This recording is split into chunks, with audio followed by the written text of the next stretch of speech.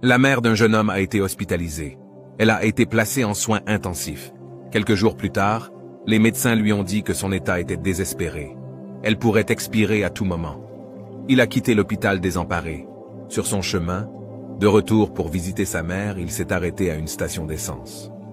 Pendant qu'il attendait le préposé pour remplir son réservoir, il a remarqué une dame mendiant avec ses 2 enfants tous habillés en haillons. Ils avaient vraiment faim. Il réfléchit, qui va les secourir dans ces circonstances? Puis il est allé dans le magasin. Il a acheté une boîte de biscuits ordinaires qui ne coûtait rien du tout, a ouvert la boîte pour eux et continua son chemin à l'hôpital.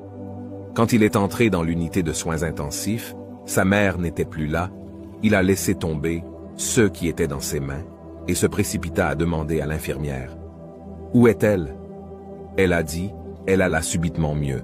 Donc nous l'avons déplacée à la salle suivante. Il est allé vers sa mère, la salua et lui demanda ce qui est arrivé. Elle a dit qu'elle a vu pendant qu'elle était inconsciente une dame en tenue débraillée et ses 2 enfants avec leurs mains tendues vers le ciel en priant pour elle.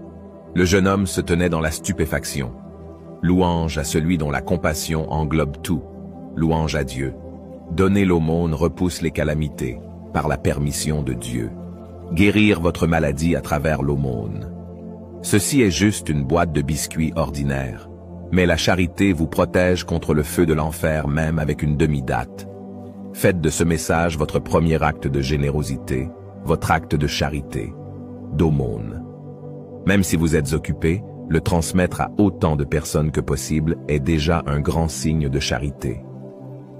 Ô Dieu, daignez alléger le fardeau de celui qui transmet ce message.